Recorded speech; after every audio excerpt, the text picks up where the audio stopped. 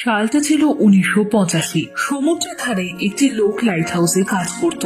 রোজকার মতো সেদিনও সে তার কাজ করছিল।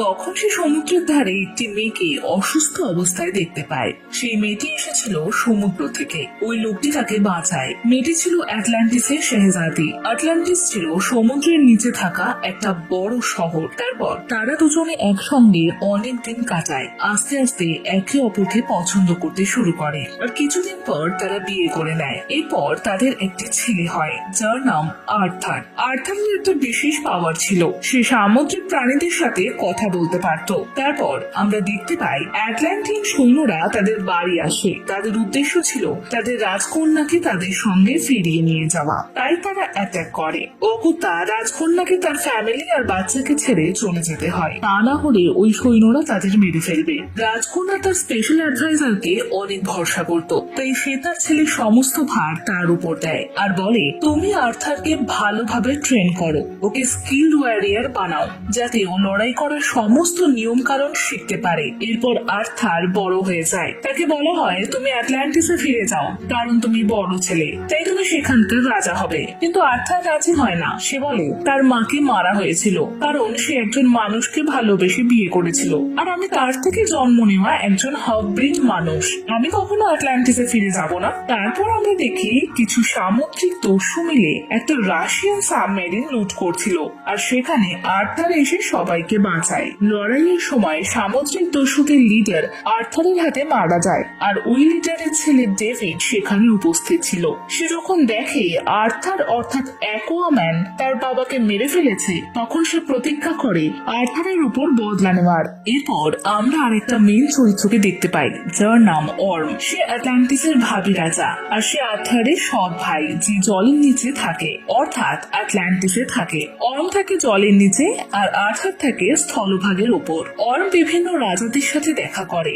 ওই রাজারা আটলান্টিসের আশেপাশের শহরে। তাদের মধ্যে একজন রাজাকে অর্ম বলে, আমাদের উপরে সারফেসে অ্যাটাক করা দরকার, কারণ তারা আমাদের সমুদ্রকে দূষিত করছে। সেই দূষণ চারিদিকে ছড়িয়ে পড়ছে। কিন্তু ওই রাজা স্থলভাগে থাকা মানুষের উপর অ্যাটাক করতে রাজি ছিল না। কিন্তু সে এটাও দেখে, যদি বাকি 4 রাজ্যের রাজা অর্মকে সাপোর্ট করে, তাহলে অর্মকে ওসেন মাস্টার টাইটেল দিয়ে দেওয়া হবে, অর্থাৎ অর্ম কমান্ডার হয়ে যাবে। অর্মের সব কথা শুনে চলতে হবে। তাদের কথাবার্তার মাঝখানে একটা রাশিয়ান সাবমেরিন সেখানে আসে আর তাদের উপর অ্যাটাক করে। সেখানে অর্ম ওই রাজার প্রাণ বাঁচায়, আর তাই ওই রাজা অর্মকে সাপোর্ট করে। ওই রাজার মেয়ের নাম মীরা। মীরার সাথে অর্মের বিয়ে ঠিক হয়ে আছে, কিন্তু মীরা অর্মকে বিয়ে করতে রাজি নয়। তার থেকে বাঁচার একটাই উপায় হলো আর্থার। তার মানে হয়, যদি আর্থার এখানে চলে আসে তাহলে অর্ম রাজা হতে পারবে না। তারপর সে আপার সার্ফেসে চলে যায় আর আর্থারের সঙ্গে দেখা করে। সে আর্থারের কাছে সাহায্য চায়। মীরা তাকে বলে, তুমি আটলান্টিসে চলে এসো, তুমি যেহেতু বড় তাই তুমি সেখানকার রাজা হতে পারো। কিন্তু আর্থার তাতে রাজি হয় না। কিছু সময় পর মীরা আর্থারের বিশ্বাস অর্জন করে ফেলে, কারণ অর্ম বিশাল সমুদ্রের ঢেউ স্থলভাগে পাঠায়, আর তাতে আর্থারের করা সেই ঢেউয়ে আটকে যায়। তাই মীরা তাকে বাঁচায়। আর্থার সেটা দেখে মীরাকে বিশ্বাস করে, তার সাথে আটলান্টিসে চলে যায়। সেখানে এসে আর্থার তার টিচারকে দেখে এবং তাকে যুদ্ধে সমস্ত কৌশল শিখিয়েছে, যাকে আর্থারের মা সবচেয়ে বেশি বিশ্বাস করত।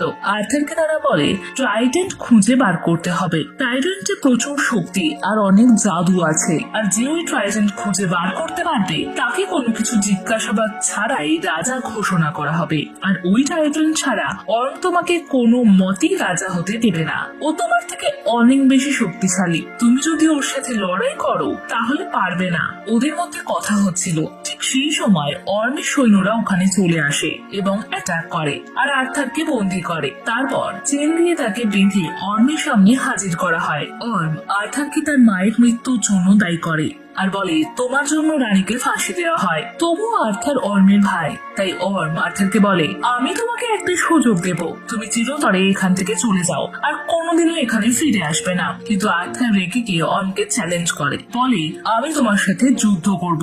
তারপর তাদের মধ্যে যুদ্ধ হয়। যুদ্ধে অর্মের জয়ী হবার সুযোগ বেশি, কারণ সে সবসময় জলেই থাকে, আর আর্থারের পক্ষে অর্মকে জলে হারানো সম্ভব নয়। যুদ্ধ চলতে থাকে। আর্থার প্রায় মরেই যাচ্ছিল, ঠিক সেই সময় মীরা সেখানে উপস্থিত হয় আর আর্থারকে বাঁচায়। তারপর তারা ট্রাইডেন্ট খুঁজতে বেরিয়ে পড়ে আর ওই ট্রাইডেন্ট খোঁজার জন্য তারা সাহারা মরুভূমিতে চলে যায়। সাহারা মরুভূমিতে ট্রাইডেন্ট বানানো হয়েছিল। তারা একটা হলোগ্রাফিক মেসেজ খুঁজে পায়, তাতে ইশারা করা হয় তাদের ইটালি যেতে হবে। সেখানে তারা জানতে পারবে ট্রাইডেন্ট কোথায় আছে। ট্রাইডেন্ট আসলে একটা বর্ষার মতো, যাতে প্রচুর জাদু শক্তি আছে। অপরদিকে অর্ম ডেভিডের সঙ্গে দেখা করে। ডেভিড হচ্ছে ওই মৃত সামুদ্রিক দস্যুর ছেলে যাকে আর্থার মেরেছিল, আর ডেভিড আর্থারের উপর বদলা নিতে চায় তার বাবার মৃত্যুর জন্য। এখানে আমরা জানতে পারি যে রাশিয়ান সাবমেরিন সমুদ্রের রাজার উপর অ্যাটাক করেছিল সেটা আসলে অর্ম আর ডেভিডের কনস্পিরেসি ছিল।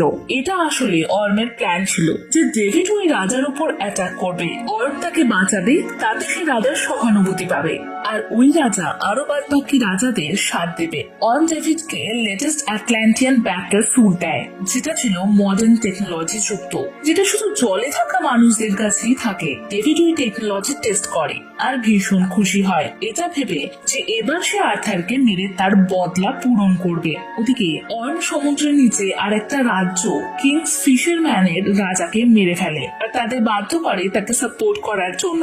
যেহেতু কিংস অফ ফিশারম্যানের রাজা মারা যায়, তখন সেখানকার রানী আর রাজকন্যাকে জোর করে যুদ্ধে সবার সামনে থাকার জন্য আর তাদের সৈন্যদের বলে জোগাড় করতে। অপরদিকে ডেভিড অর্মের দেওয়া মডার্ন টেকনোলজি ব্যবহার করে নিজের জন্য একটা সুপার হিরো স্যুট তৈরি করে, তার নাম দেয় ব্ল্যাক মেন্টা। ওই স্যুট পরে ডেভিড প্রচুর পাওয়ারফুল হয়ে যায়। তারপর দেখা যায় আর্থার আর মীরা ইটালি যায়। ট্রাইডেন্ট কোথায় আছে সেটা জানার জন্য সেখানে ডেভিড তাদের অ্যাটাক করে দেয়। এরপর ডেভিড আর আর্থারের মধ্যে সিরিয়াসলি একটা যুদ্ধ চলে। শেষ পর্যন্ত আর্থার ডেভিডকে পাহাড় থেকে ছুঁড়ে নিচে ফেলে দেয়, কিন্তু ওই লড়াইয়ে আর্থার জখম হয়। তখন মীরা আর্থারের জখম ঠিক করে আর তাকে উৎসাহ দেয়। সে বলে, তুমি রাজা হবে, তুমি এত কমজোর হতে পারো না, তোমাকে একজন রাজার মতো সাহসী হতে হবে। তারপর তারা ট্রাইডেন্ট খুঁজতে বেরিয়ে পড়ে। যাত্রাপথে তারা বিভিন্ন ধরনের মনস্টারের মুখোমুখি হয় আর তাদের হাত থেকে নিজেদের বাঁচিয়ে কোন রকমে পৃথিবীর একদম মাঝখানে চলে আসে। ওখানে প্রথমবার সে তার মাকে দেখতে পায়, যে অ্যাটলান্টিনার রানী ছিল।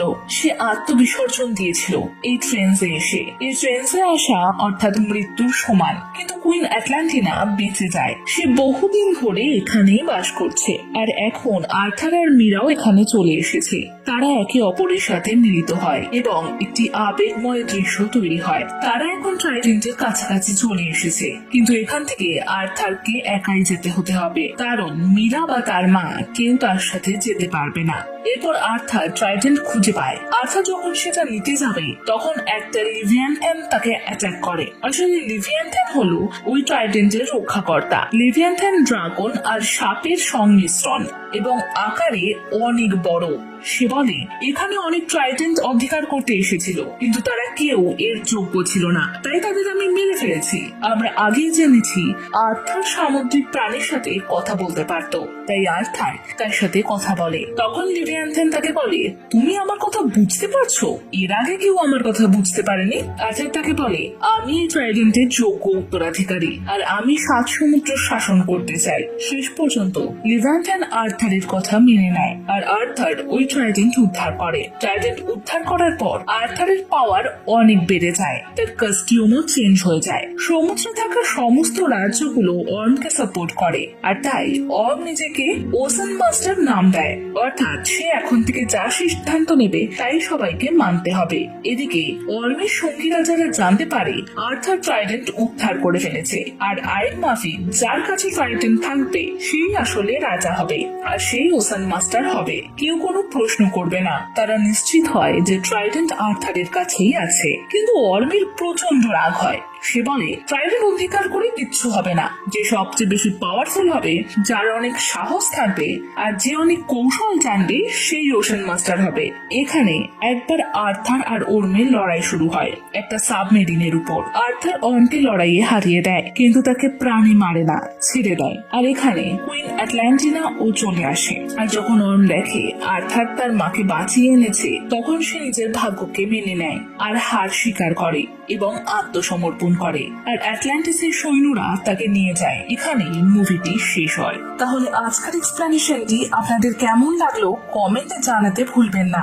আপনি যদি আমাদের চ্যানেলের এর আগের ভিডিওগুলি না দেখে থাকেন তাহলে স্ক্রিনে আসা ভিডিওগুলিতে ক্লিক করে দেখতে পারেন। আর সবার শেষে বলবো ভালো থাকবেন।